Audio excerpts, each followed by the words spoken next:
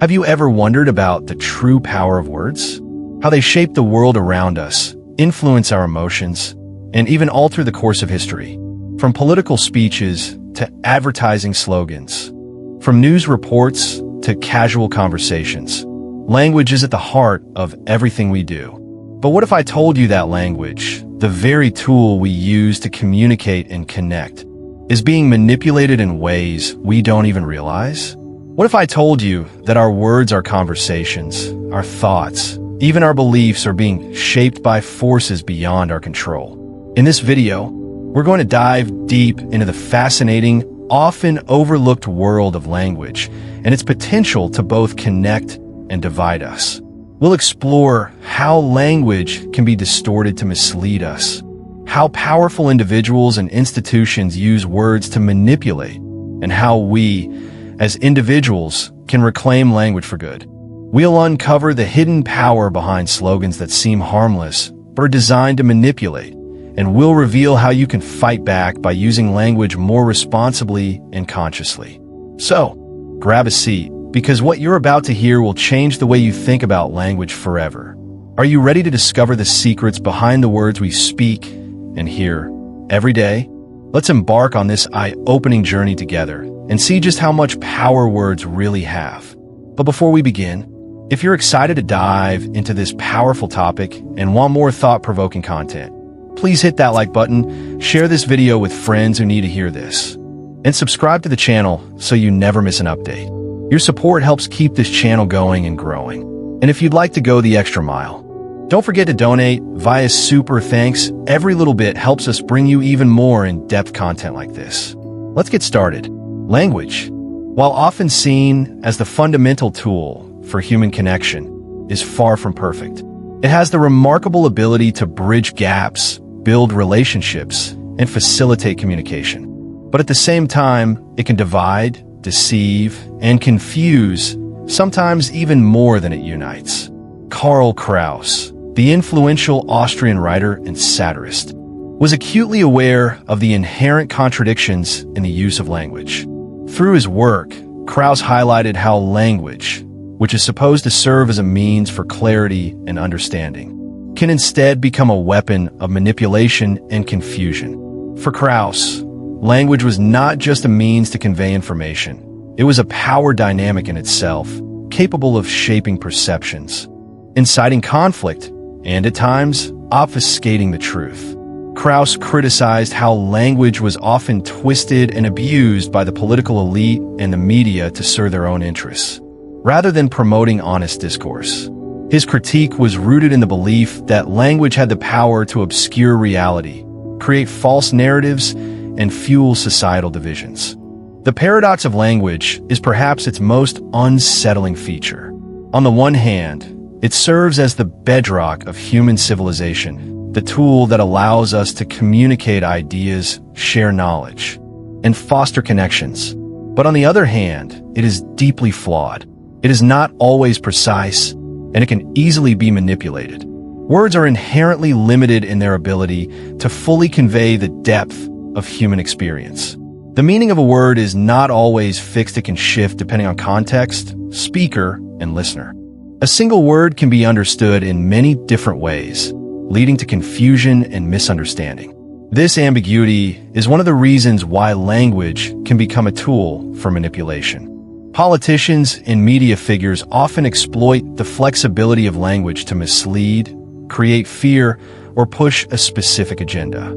Take, for example, political slogans or campaign promises. These are often crafted in a way that sounds compelling, even though they may lack any substantial or meaningful content. Change we can believe in, make America great again, or hope for the future are all phrases that evoke strong emotions, but they are also vague and open to interpretation. These slogans are designed to connect with the audience on an emotional level, but they rarely provide concrete details about the changes that will be made. They serve more as a tool to rally people around a particular cause or ideology than as a clear statement of policy. In Kraus's view, this kind of empty rhetoric was dangerous because it prevented people from critically engaging with the world around them. by relying on vague promises and catchy slogans. Politicians and media outlets could manipulate public opinion without ever being held accountable for their actions. Kraus saw this as a significant threat to societal progress. He believed that by manipulating language, those in power could keep the masses in a state of ignorance and passivity. This was especially true in the context of mass media, where language is often distorted to fit a particular narrative or to entertain rather than inform. The rise of the Sprechmaschine, or talking machine, is another key concept in Kraus's critique of language. He coined this term to describe the way in which language had become a mechanical, impersonal force, producing a constant stream of words that were devoid of meaning. This was not just a critique of politicians or the media, but of society as a whole. Kraus saw the increasing reliance on technology, particularly the growing influence of mass media, as contributing to the rise of the Sprechmaschine. The more we relied on these technologies to communicate, the more language itself became detached from meaningful human interaction. The talking machine produced words, but those words had no substance. They were designed to keep people engaged, but they did not foster real understanding or meaningful dialogue. This proliferation of meaningless language has profound implications for human connection. In a world where language is increasingly used as a tool for manipulation, it becomes harder for people to have honest, meaningful conversations. Language is supposed to be a bridge between individuals, a way to share thoughts and emotions. But when words lose their meaning, they become a barrier instead of a bridge. People are no longer communicating with each other in a genuine way. They're merely going through the motions, exchanging words that are no longer tied to reality. This is particularly evident in the way that language is used in the media and political discourse. Consider the rise of fake news and the spread of misinformation. In an age where anyone with an internet connection can share information, language has become increasingly distorted. Words and phrases are used to create sensational headlines, spread fear, and manipulate emotions.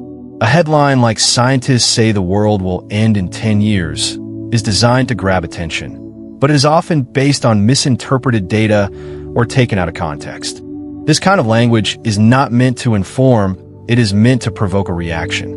It uses language as a tool to manipulate the audience, to make them feel something, whether it's fear, outrage, or excitement. This kind of manipulation is not new, of course. Throughout history, language has been used to control narratives and shape public opinion. But with the advent of mass media, the scale of this manipulation has reached new heights. Language is no longer just a tool for communication. It is a weapon used to control the masses and shape their perceptions of reality. For Kraus, the solution to this problem was not simply to abandon language or to stop communicating. Rather, he advocated for a more conscious and critical engagement with language. He believed that we needed to be more aware of the ways in which language is used to manipulate us, and to actively resist this manipulation. He also believed that satire could be a powerful tool for exposing the absurdity of language when it was used to deceive. Kraus himself used satire extensively, particularly in his publication Die Fackel, The Torch, where he exposed the hypocrisy and deceit of politicians, journalists, and other public figures. His satirical works remain a testament to the power of language to challenge the status quo and expose the lies that people tell. But beyond satire, Kraus also believed in the importance of critical thinking. He urged people to be skeptical of the words they hear and to question the narratives they are fed.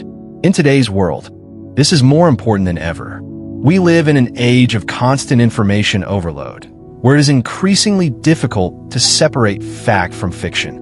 The challenge is not just to be able to understand language, but to understand its context, its underlying motives, and its potential to manipulate. Kraus's vision was not one of hopelessness, but of empowerment. He believed that we could use language to challenge the forces that seek to manipulate us.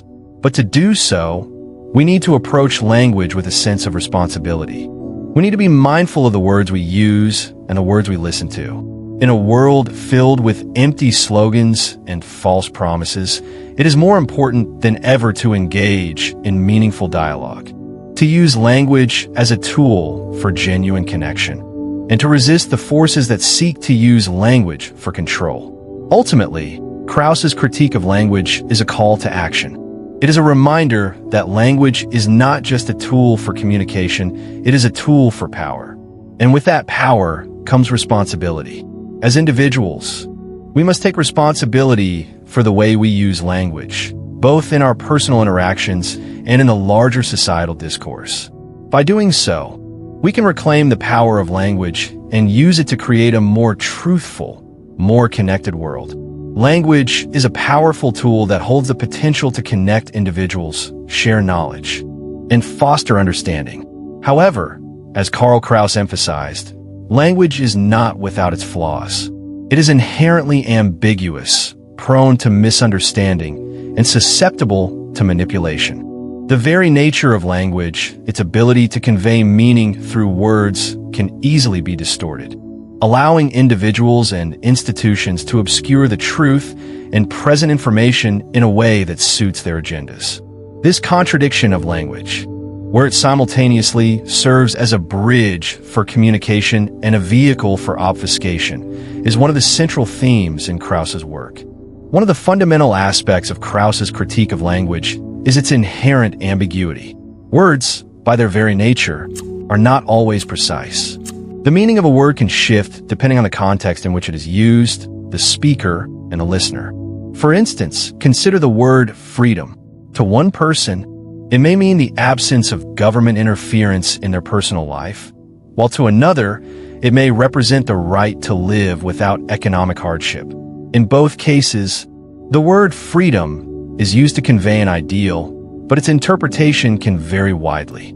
This lack of clarity is what makes language so powerful, but also so prone to manipulation. If the meaning of a word is unclear, it becomes much easier to twist it to fit a particular narrative or agenda. This is particularly evident in the world of politics, where language is often used not to inform, but to persuade. Political slogans are a prime example of how language can be used to obscure the truth and manipulate public opinion. For example, the phrase, "Make America Great Again," was a key slogan during the 2016 U.S. presidential campaign. At face value, the slogan appears to advocate for the restoration of some past ideal of greatness. However, the slogan itself is vague and does not specify what greatness means or how it could be achieved. The slogan is emotionally charged, appealing to people's desire for a better future, but it provides no concrete details or policy proposals. This vagueness allows it to resonate with a broad range of people, regardless of their individual beliefs or values. By not specifying what greatness entails, the slogan becomes a tool for uniting people under a common, albeit ill-defined cause. Similarly, political discourse often involves the use of euphemisms and loaded language to shape the way people think about issues. For instance, the term collateral damage is frequently used in the context of military operations to describe civilian casualties. The phrase is intentionally sanitized, making it easier for people to accept the notion of innocent lives being lost in the course of war. By framing the death of civilians as collateral damage, the language distances the speaker from the moral implications of such actions, making it easier for the audience to accept or ignore the consequences. In the media, the manipulation of language is equally pervasive. News outlets often use language in a way that shapes public perception, emphasizing certain aspects of story while downplaying others. Consider the way in which news coverage of protests is framed. When protesters are fighting for a cause that aligns with the values of the media outlet, they are often referred to as activists or freedom fighters. However, when the protest is in opposition to the values of the outlet, those same individuals may be labeled as rioters or thugs. The words used to describe the protesters shape the way the audience views the event. Language, in this case, becomes a tool for controlling the narrative, influencing public opinion without ever engaging with the actual issues at hand. This manipulation of language is not limited to the realm of politics and the media. It extends to everyday life, where language can be used to obscure reality in subtle ways. Advertisements, for example, often rely on euphemisms and emotional appeals to sell products. A common phrase used in advertising is scientifically proven, which is designed to lend credibility to a product. However, this phrase is often used without providing any specifics about the study or the methodology behind it. The phrase appeals to the audience's trust in science, even though the actual evidence may be flimsy or non-existent. In this way, language becomes a tool for selling not just products, but illusions. The ability of language to obscure the truth is also evident in the way it is used in legal and corporate contexts. Legal language, for example, is often complex and filled with jargon that is difficult for the average person to understand. This complexity serves a purpose. It protects the interests of those who understand the language, often at the expense of those who do not. Corporate communications, too, are filled with vague, reassuring language designed to obscure the reality of a situation. A company might announce that it is realigning its workforce when it is actually laying off employees.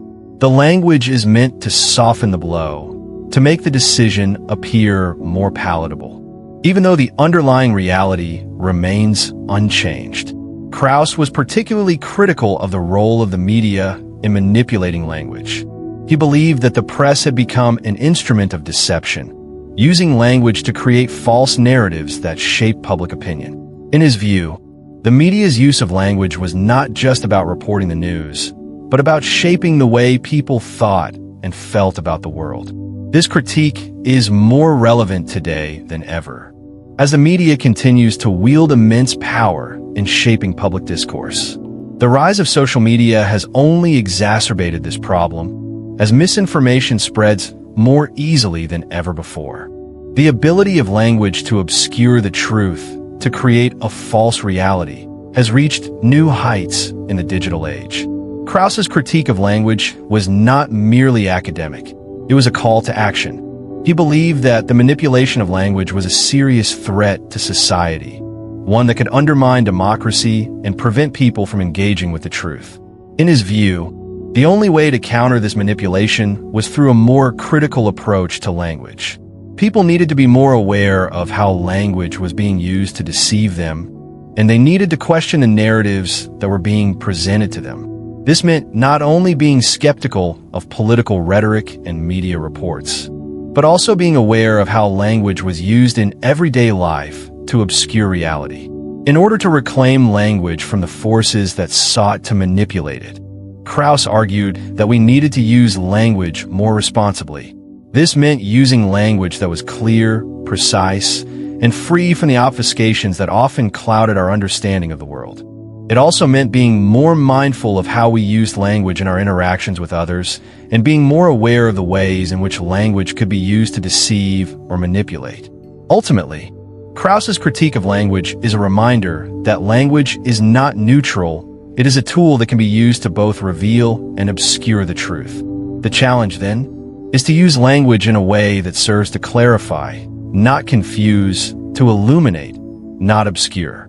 By being more conscious of the ways in which language is used to manipulate us, we can begin to reclaim the power of language and use it to foster understanding and connection, rather than division and deceit. Karl Kraus, the influential Austrian writer and satirist, coined the term Sprechmaschine, literally, speaking machine, to describe a phenomenon that he saw as the overwhelming tendency in modern society to use language not for genuine communication, but as a tool for creating a facade, a hollow image, or a superficial impact. The term Sprechmaschine refers to the idea of a mechanical, impersonal process of speaking that is disconnected from authentic meaning and truthful dialogue. In essence, this Sprechmaschine is a metaphor for the way language is increasingly used to produce words that are empty, unreflective, and devoid of any substantial or real content. The talking machine of Kraus's critique is not just a technological device, but a social and cultural phenomenon. It represents the transformation of language into a commodity, where words and phrases are used to create appearances rather than convey truth. In a world where the speed of communication is increasing and information is constantly being broadcasted through media channels, language has become a machine that speaks without truly saying anything. This idea of the Sprechmaschine embodies a critique of modernity's obsession with form and style over substance. And it is rooted in Kraus's belief that language has been corrupted by mass media and political propaganda. The rise of this Sprechmaschine can be traced to the growing influence of mass communication in the early 20th century. With the advent of radio, print media, and later, television, language became a tool that could be broadcasted to millions of people. This shift allowed for the mass production of words and ideas that were often disconnected from the real world. The power of language was no longer in its ability to foster understanding, but in its ability to create illusions. Language in this context became less of a tool for conveying the complexity of human experience and more of a product to be consumed just like any other commodity. In politics, the Sprechmaschine is evident in the way slogans and rhetoric are used to sway public opinion. Politicians, especially in the age of mass media, have learned how to manipulate language in ways that appeal to emotions rather than reason. Phrases like "Make America Great Again" or "Yes, we can" have become part of the political lexicon because they resonate with the electorate on an emotional level. However, when examined closely, these phrases lack any concrete, actionable meaning. They do not provide solutions to complex political issues or offer detailed plans for governance. Instead, they create a feeling, an illusion of progress or hope, without any tangible substance behind them. This is where the Sprechmaschine comes into play, is the creation of language that sounds profound but is ultimately empty. The rise of political propaganda, particularly in the 20th century, further amplified the influence of the Sprechmaschine. In the hands of powerful political entities, language became a weapon to manipulate public opinion and maintain control over the masses. Dictatorships and authoritarian regimes have historically used language to suppress dissent and maintain power. The language of propaganda is often filled with inflated promises, exaggerated threats, and empty slogans designed to rally the people behind a particular cause or ideology. The language becomes an instrument of control, used not to inform or educate, but to manipulate and control perception. One of the most damaging effects of the Sprechmaschine is its ability to dilute meaningful discourse. In a world dominated by superficial language, the space for genuine, thoughtful conversation diminishes. When words are used to create a facade, it becomes increasingly difficult for people to engage in honest dialogue. In political debates, for example, the use of slogans and catchphrases often takes the place of substantive discussion. Complex issues like healthcare, climate change, or income inequality are reduced to sound bites that sound good on the surface but lack any real depth. The result is a political culture where nuance is lost, and complex ideas are reduced to simplistic, binary choices. This process does not encourage critical thinking, but rather encourages people to accept ready-made narratives that fit neatly into the Sprechmaschine of mass communication. The impact of the Sprechmaschine extends beyond politics. In the world of advertising, for example, companies use language to create a sense of desire and urgency without ever providing meaningful information about the product. Take the example of a fast food advertisement that uses the phrase "fresh and delicious" to describe a burger.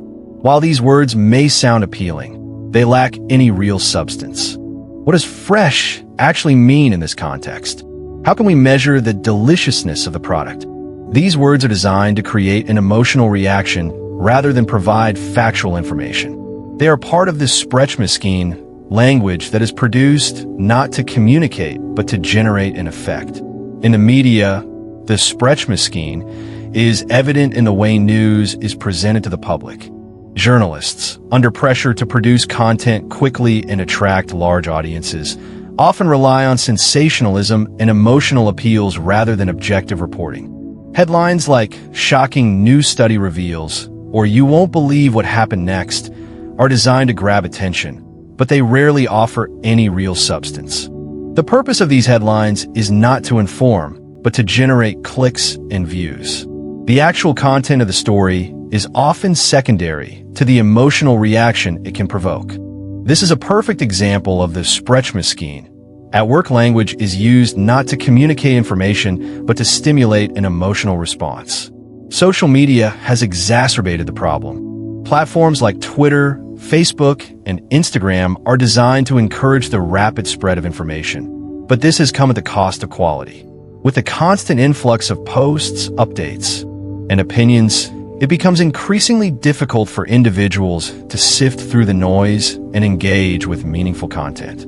Social media platforms reward sensational language and emotional reactions, further fueling the Sprechmaschine.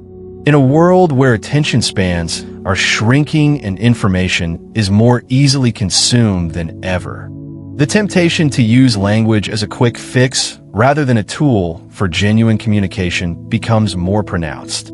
Kraus's critique of the Sprechmaschine is not just an observation about language. It is a warning about the dangers of a society where language is used to obscure the truth and manipulate public perception. As language becomes increasingly detached from reality, it becomes harder for people to distinguish between what is real and what is fabricated. In such a world, the very concept of truth itself becomes blurred. The Sprechmaschine creates a culture where people are no longer engaged in authentic communication, but are instead bombarded with hollow words that serve no real purpose. Kraus believed that the rise of the Sprechmaschine was a direct result of the dominance of mass media and political propaganda. These forces had created a culture in which language no longer served as a means of authentic communication, but had become a tool for manipulation. The language of the Sprechmaschine was designed to elicit emotional responses, to create a sense of urgency or excitement, but lacked the depth and substance necessary for meaningful dialogue. It was a language that existed not to inform, but to entertain, to manipulate, and to control. The real danger of the Sprechmaschine is that it prevents people from thinking critically. When language is used to obscure the truth, it becomes difficult to engage with the world in a meaningful way. People become passive consumers of information, accepting whatever is presented to them without question. The Sprechmaschine creates a society where people no longer engage in thoughtful discourse, but are instead caught in a constant cycle of superficial language and empty rhetoric. To combat the rise of the Sprechmaschine, Kraus advocated for a return to meaningful language, a language that is clear, honest, and free from the distortions of mass media and political manipulation. He believed that individuals needed to be more aware of the ways in which language is used to deceive and manipulate them, and that they should actively resist the forces that seek to control public perception. Kraus's call was not just for a return to authentic communication, but for a more thoughtful and critical approach to language. The challenge, then, is not only to recognize the Sprechmaschine, but to actively resist it. This requires a conscious effort to engage with language in a more meaningful way, to question the narratives that are presented to us, and to demand more from the words we hear and use. By doing so, we can reclaim language from the forces that seek to use it for manipulation and create a culture where language serves as a true means of communication, connection, and understanding. Karl Kraus was an astute critic of the way language was manipulated, particularly by politicians, journalists, and the media. One of his most effective tools for confronting these issues was satire, an art form that allows a writer or speaker to highlight absurdities, expose hypocrisy, and offer a scathing critique of societal norms. In Kraus's case, satire was not just a method of humor, but a sharp weapon used to dissect and reveal the falsities embedded within language. Through his satirical journal Die Fackel, The Torch, Kraus offered a powerful commentary on the manipulation of language in the press, politics, and society. His use of satire was more than just playful mockery. It was a pointed, intellectual attack on the structures that perpetuated the distortion of truth. Kraus's approach to satire was grounded in his belief that language, when misused, had the power to shape public opinion and manipulate the masses. In the world of early 20th century media and politics, Kraus saw a growing trend of language being stripped of its authenticity, becoming a tool to obscure truth rather than communicate it. Politicians and media outlets used language not to inform, but to create narratives that suited their own interests. This was precisely where Kraus believed satire could be a transformative force. By exposing the ridiculousness of empty language and meaningless rhetoric, Kraus aimed to disrupt the false narratives that were shaping society. His satirical writing was not just about pointing out the absurdities, it was about revealing the damaging consequences of those absurdities. Through Die Fackel, Kraus provided a sharp critique of the way language was wielded to serve political and corporate interests. His satirical lens focused on the language of journalists, the political speeches of the time, and the general use of language in society. By taking these examples to their logical extremes, Kraus was able to highlight the inherent contradictions in the way language was being used. For example, he criticized the empty slogans used by politicians, phrases that were designed to evoke emotion but lacked any real substance. Kraus's writing often demonstrated that, in the world of mass media, language was not used to communicate information but to elicit a response. This manipulation of language, in Kraus's eyes, was a threat to democratic discourse and the free flow of ideas. The brilliance of Kraus's satire lies in its ability to both entertain and educate. Satire, by nature, can make people laugh, but it also forces them to think critically about the world around them. Kraus's works, especially Die Fackel, are filled with biting wit, irony, and dark humor, all of which make his critiques of language and society accessible to a wide audience. Yet, beyond the humor, there's a serious underlying message. Kraus was urging people to recognize the ways in which language was being used to deceive and manipulate them. He wanted to shake people out of their complacency and challenge them to engage with language in a more thoughtful and critical manner. Kraus's satirical method was not only effective in mocking the politicians and journalists who used language to manipulate the public, it also helped to expose the broader social and cultural issues of the time. By focusing on the absurdity of language, Kraus was able to reveal the larger cultural trend of prioritizing form over substance. This was particularly evident in the way the media constructed its narratives. Newspapers, radio, and later television were all mass-producing information in a way that was designed to appeal to emotions rather than reason. Headlines and soundbites were created not to inform, but to generate a response, often by exploiting fear, outrage, or excitement. In Kraus's view, this process was fundamentally dishonest, and his satirical writing aimed to reveal the ways in which this manipulation was taking place. In a society that was becoming increasingly driven by mass media, Kraus's critique of language took on an even greater significance. The rise of radio and newspapers meant that language was now being broadcast to millions of people, and its power to shape public opinion was greater than ever before. Kraus saw this as a dangerous development, as language that was once used for meaningful communication was now being reduced to a series of slogans and soundbites designed to sway public sentiment. In his eyes, this shift in the use of language was not just a superficial change, it was a fundamental attack on the integrity of language itself. Through his satire, Kraus sought to expose the dangers of this trend and remind people of the importance of critical thinking and genuine communication. Kraus's satire also served as a means of empowerment. By highlighting the absurdities and contradictions of the language used by politicians, journalists, and advertisers, Kraus empowered his readers to recognize the ways in which they were being manipulated.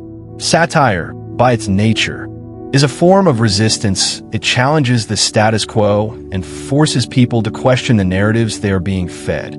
For Kraus, the ultimate goal was not just to make people laugh at the absurdities of language, but but to encourage them to become more discerning consumers of information. He believed that people needed to be more aware of the ways in which language could be used to manipulate them and to actively resist this manipulation. Kraus's use of satire can be seen as a call to arms.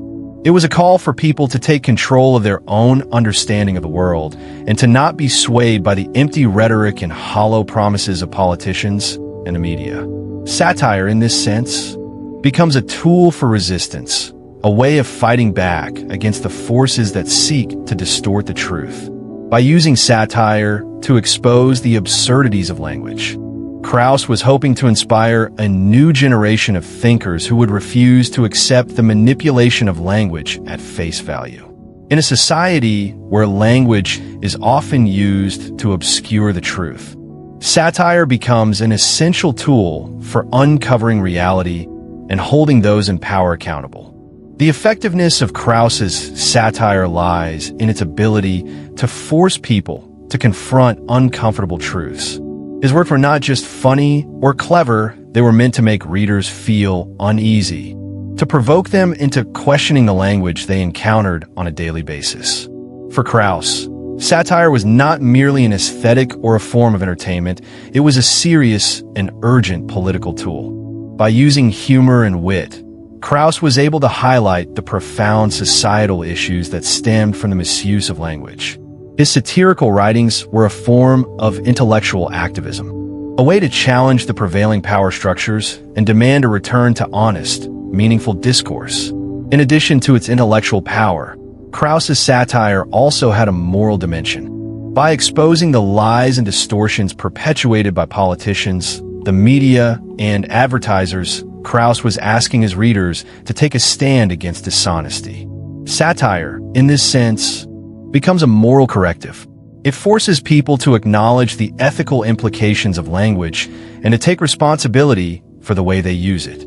Kraus's satirical writing was not just about pointing out the flaws in the political system, it was about challenging individuals to engage with language in a more responsible way, to use words not for manipulation, but for truth.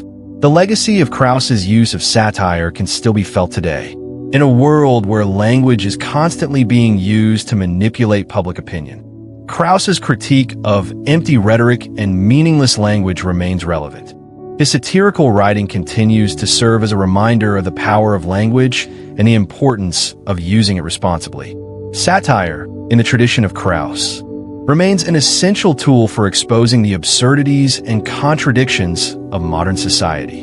In an era where information is produced and consumed at an unprecedented rate, the need for critical engagement with language has never been more urgent. Kraus's satirical writings serve as a call to action, encouraging us to question the narratives we encounter and to reclaim language as a tool for truth rather than deception. Through satire, Kraus showed us that language could be both a weapon and a shield, a means of both manipulation and resistance. By wielding satire with intelligence and purpose, we can continue his work of exposing the lies that language sometimes hides. Karl Kraus, the sharp-witted Austrian writer and social critic, harbored a deeply pessimistic view about the integrity of language. He believed that the inherent nature of human communication, particularly in the modern era, had degenerated into a superficial and often dishonest exchange. According to Kraus, language, which should be a tool for conveying truth and fostering understanding, had instead become a medium that was easily manipulated to serve personal, political, and commercial interests. He saw this manipulation as a fundamental flaw in the way society used language. For Kraus, the distortion of language was not just a matter of individuals misusing words, it was a reflection of the broader social and political structures that encouraged this degradation. In Kraus's critique, the loss of authenticity in language is most evident in how language is used to obscure the truth, to create illusions, and to manipulate public opinion. He pointed out how political speeches, media broadcasts, and advertising slogans often employed vague, euphemistic, or downright deceptive language to shape people's perceptions. Instead of being used to communicate clear and meaningful messages, words became tools for obfuscation and distraction. Through his writings, Kraus exposed how language could be twisted to obscure reality, perpetuating false narratives and keeping the public ignorant or passive in the face of injustice. This manipulation was not just the work of corrupt politicians or dishonest media outlets.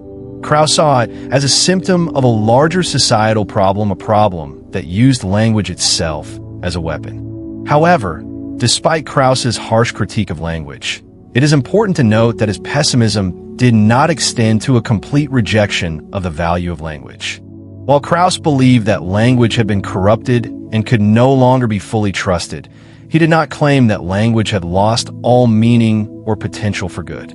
Instead, he acknowledged that language still held immense power and potential as long as it was used consciously, responsibly, and with integrity.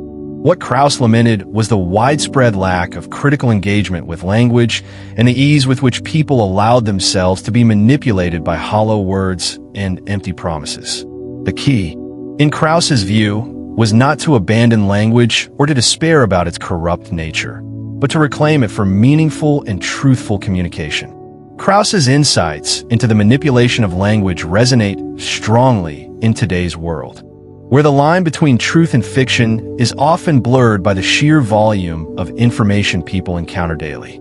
The rise of social media, the proliferation of fake news, and the constant barrage of advertisements have made it harder than ever to discern fact from fiction. This reality mirrors Kraus's critique. Language, in many cases, has become so distorted that it no longer serves as a vehicle for truth or understanding. Instead, it is used to sell products, shape opinions, and create narratives that serve the interests of those in power. Despite these challenges, Kraus believed that the potential for meaningful language still existed. He saw hope in the idea that individuals, armed with critical thinking skills, could resist the forces that sought to manipulate them through language. While Kraus may have been disillusioned with the state of language in his time, he was not blind to the power of language to effect change. He understood that language could still serve as a force for good, if only people were willing to engage with it critically and conscientiously. The key to this engagement, in Kraus's view, was the development of critical thinking. He argued that people needed to actively question the language they encountered in their daily lives, whether in political speeches, media reports, or advertisements, and to recognize when they were being misled. Critical thinking is a tool that allows individuals to evaluate the messages they receive and make informed judgments about their content. In the context of language, critical thinking involves questioning the motivations behind the words we hear and read. Why are certain words being used? Who benefits from this language? What is being left out or obscured by the use of specific terms or phrases? These are the kinds of questions that Kraus believed people should ask themselves when confronted with language, particularly in the political and media spheres. Without critical thinking, Kraus warned, people risked becoming passive consumers of information, accepting whatever was presented to them without question. In a world where language is increasingly used to manipulate and deceive, critical thinking becomes not just a valuable skill, it becomes a necessity. Today, we live in a media-saturated environment where information is often presented in soundbites, headlines, and slogans that are designed to evoke an emotional reaction rather than provide factual, substantive information. The language we encounter is often reduced to a series of simplistic, polarizing narratives that leave little room for nuance or complexity. This has a profound effect on the way people think and engage with the world. When language is reduced to slogans and catchphrases, it becomes easier for individuals to be swept along by popular opinion without ever questioning the validity of the ideas being presented. This is precisely what Kraus warned against: the dangers of a society that no longer values thoughtful discourse and careful analysis. The challenge, then, is not just to recognize when language is being used to manipulate us, but to actively resist it.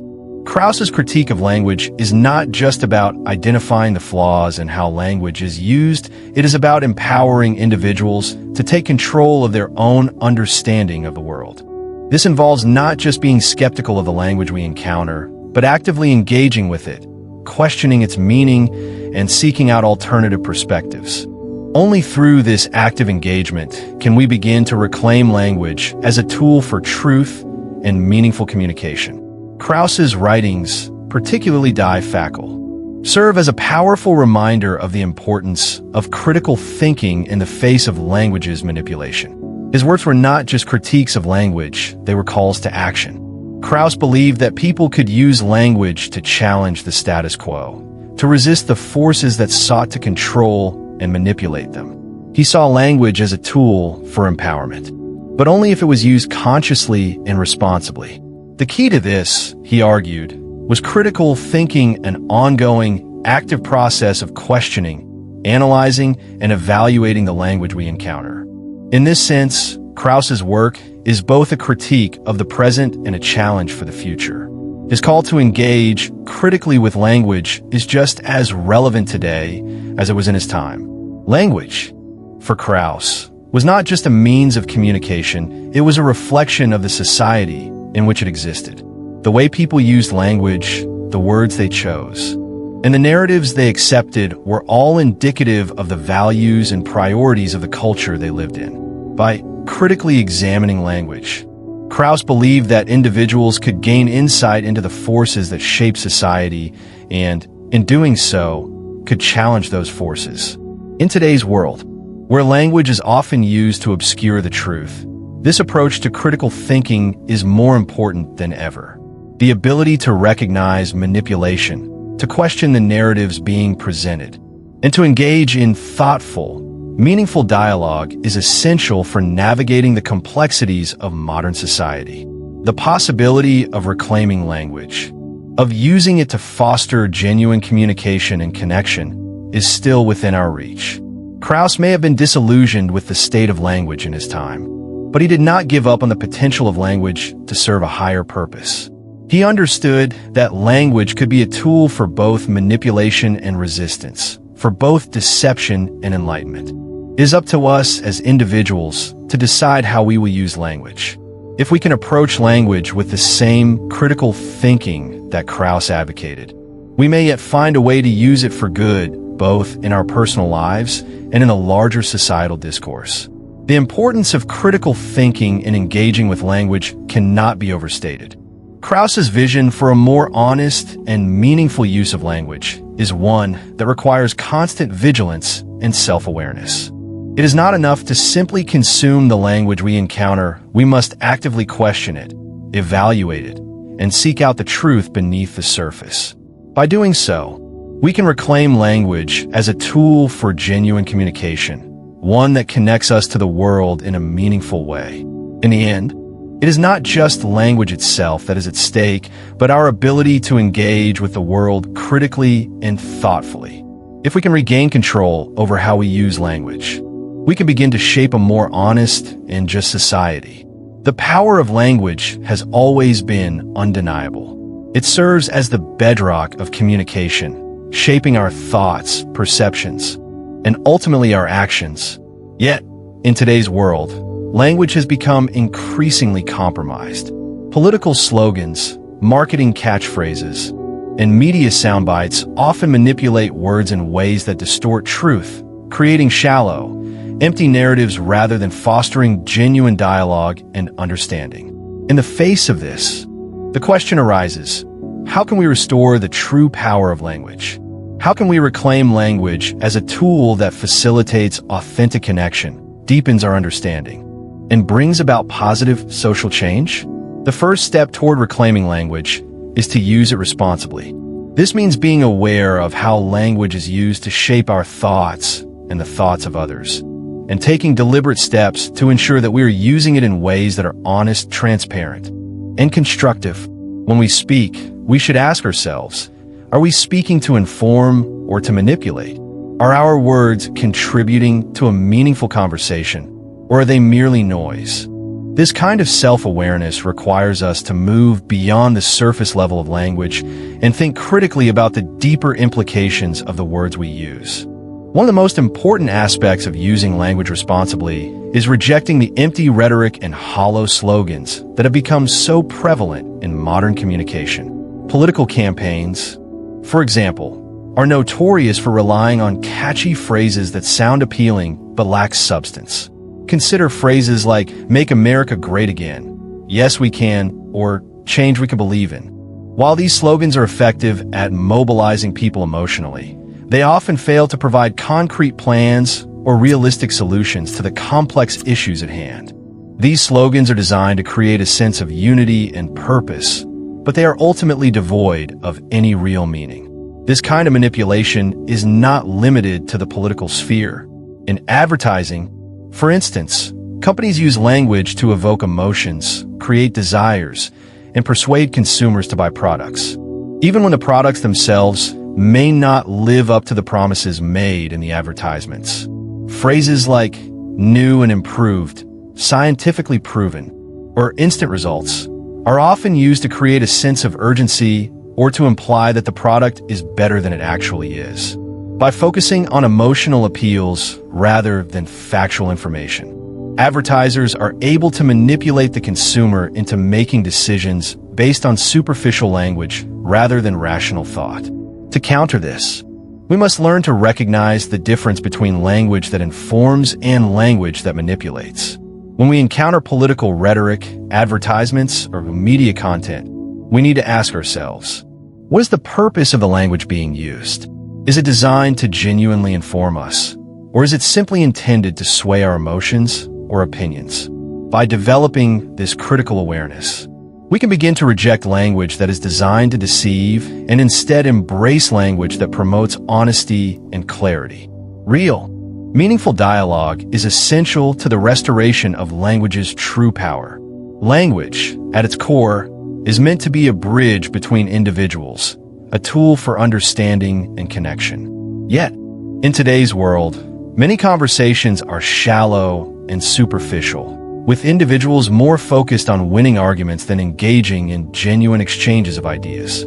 This trend is exacerbated by the rise of social media, where the character limit of posts and the emphasis on quick responses often leads to fragmented, incomplete conversations that lack depth. To restore language to its rightful place as a means of connection, we must cultivate conversations that go beyond surface-level interactions. This means engaging with others in ways that are thoughtful, respectful, and open to different perspectives. It requires us to listen carefully to others, to ask questions, and to seek understanding rather than simply trying to prove a point. In conversations about important social issues, for example, it is crucial to avoid reducing complex topics to simplistic soundbites. Instead, we should strive to engage in deep, meaningful dialogue that allows for nuance and complexity. Consider the example of social justice movements, such as the civil rights movement in the United States. The language used in these movements was not about slogans or catchphrases, but about the articulation of real, pressing issues and the call for systemic change. Leaders like Martin Luther King Jr. and Rosa Parks did not use empty rhetoric to rally the masses. They used language to expose the injustices of segregation, discrimination, and inequality. Their words were powerful because they were grounded in truth, in the lived experiences of those who had been marginalized for generations. The language of the civil rights movement helped to shift public perception, to challenge deeply held beliefs, and to bring about real social and political change. King's "I Have a Dream" speech, for example, was not just a call for a better future, it was a demand for justice and equality, a plea for a society in which all people, regardless of race, could live with dignity and freedom. The power of King's words came not from their emotional appeal, but from their moral clarity and the truth they conveyed. In this way, the civil rights movement showed how language can be used as a tool for meaningful change, a force that can unite people across divides and inspire action toward a more just society. Similarly, movements such as #MeToo and Black Lives Matter have demonstrated the power of language to bring about change. These movements use language not as a tool for manipulation, but as a means of highlighting the lived experiences of individuals who have been silenced or marginalized. By sharing stories, using hashtags, and calling attention to systemic injustices, these movements have sparked national and global conversations about issues such as sexual harassment, racial inequality, and police violence. In each of these cases, language has been used to expose the truth, to challenge entrenched power structures, and to mobilize people to take action. But meaningful dialogue is not limited to large-scale social movements. It also takes place in everyday conversations between individuals who may not share the same views, but are willing to listen and engage with one another. The ability to have these kinds of conversations is essential for restoring the true power of language. When we engage in meaningful dialogue, we create opportunities for learning and growth, for challenging our assumptions and expanding our understanding of the world. These kinds of conversations can take place in any context, from a casual conversation with a friend to a formal debate in a public forum. In order to have these kinds of conversations, we must first be willing to listen. Listening is an essential part of restoring the power of language because it allows us to hear and understand the perspectives of others. In today's polarized world, where people are often entrenched in their own beliefs, listening has become a lost art. We are often more focused on responding or countering the other person's argument than on truly understanding their point of view. But listening requires us to set aside our own biases and assumptions and to approach the conversation with an open mind. By listening, we open the door to meaningful engagement, to the possibility of finding common ground, and to the potential for learning from one another. Language can also be restored by being intentional about how we use it. In a world filled with noise, where language is often used as a tool for distraction or manipulation, we must choose our words carefully. The language we use should reflect our values and our commitment to honesty, integrity, and respect for others. This means avoiding language that perpetuates stereotypes, promotes division, or spreads misinformation. It also means using language to uplift, to educate, and to empower others. When we use language with intention, we are more likely to engage in conversations that are meaningful, respectful, and constructive. As we work to restore the true power of language, we must also recognize that this is a collective effort. It is not enough for individuals to use language responsibly. We must also encourage others to do the same. This means fostering a culture of respectful dialogue, where people are encouraged to speak truthfully and to listen to one another. It also means challenging those who use language to manipulate, deceive, or divide. In doing so, we can create a society where language serves as a tool for connection and understanding, rather than a weapon for exploitation. Ultimately, the power of language lies not in its ability to manipulate or deceive, but in its ability to connect us to one another and to the truth. By using language responsibly, listening thoughtfully, and engaging in meaningful dialogue, we can reclaim language as a force for good, a force that can bring about real change, bridge divides, and foster understanding. In the end, language has the potential to be one of our most powerful tools for social progress, if only we choose to use it with intention and integrity. Language is undoubtedly one of the most powerful tools humans have at their disposal. It shapes our thoughts, influences our actions, and can even change the course of history. However, the potential for language to create positive change is not automatic. It requires intentionality, responsibility, and mindfulness in its use. Language is not a neutral vehicle. It carries with it the power to either enlighten or deceive, to connect or divide. In today's world, where misinformation and manipulation are widespread, it is essential that we reclaim the true power of language by using it consciously and with integrity. At its core, language is a vehicle for communication. It is through language that we share ideas, express emotions, and build connections with others. It allows us to engage in dialogue, challenge one another's ideas, and work together to solve problems. Yet, in a society increasingly driven by mass media, advertising, and political rhetoric, language has often been stripped of its authentic power. Words that should serve to inform and connect are instead used to manipulate, mislead, or divide. The rise of superficial slogans and soundbites has created a culture where language is used less for communication and more for creating emotional reactions or advancing particular agendas. The responsibility of language users, whether individuals, journalists, politicians, or corporations, is to recognize the weight of their words and the potential consequences of their misuse. The history of language is replete with examples of how powerful words have shaped societies. For instance, in the United States, the language of the civil rights movement played a pivotal role in shaping the nation's consciousness about racial injustice. The eloquence of leaders like Martin Luther King Jr., who used language to articulate the struggles of African Americans, helped ignite a widespread social and political movement. His speeches, such as the famous "I Have a Dream," demonstrated the profound impact that well-chosen words can have in inspiring action and bringing about change. Similarly, language has been used throughout history to ignite revolutions, challenge oppressive systems, and advocate for social justice. The power of language to shape public opinion is clear from the words of political leaders like Nelson Mandela, Mahatma Gandhi, and Winston Churchill. Each of these figures recognized the importance of language in not only persuading others, but also in creating a vision for a better future. Their use of language was deliberate. It was designed to inspire, to rally people around a common cause, and to drive societal change. Language in these instances was not merely a means of communication. It was a tool for transformation, a means of mobilizing people to take action for a collective goal. However, just as language has the power to unite and empower, it can also be used to control, deceive, and divide. The use of language for manipulation is a hallmark of authoritarian regimes, where language is carefully crafted to present a narrative that serves the interests of those in power.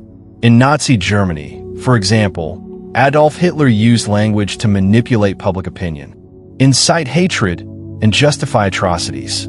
His speeches were carefully designed to stir emotions, to create a sense of national unity against a common enemy, and to obscure the brutal realities of the regime's actions. In the same way, contemporary political leaders and media outlets use language to construct narratives that align with their agendas, often at the expense of truth and transparency. The challenge, then, is not only recognizing the dangers of language when it is used irresponsibly, but also taking proactive steps to ensure that our own use of language is responsible, ethical, and constructive. This means engaging in conversations that are thoughtful and respectful, using language to promote understanding rather than division. It means rejecting the superficial and manipulative language that dominates the political and media landscapes, and instead embracing language that fosters genuine dialogue. It means thinking critically about the words we hear and read, and questioning the narratives that are presented to us. One of the first steps in reclaiming the power of language is to acknowledge its role in shaping the world around us. Every time we speak, write, or engage in a conversation, we are contributing to the larger narrative of our society.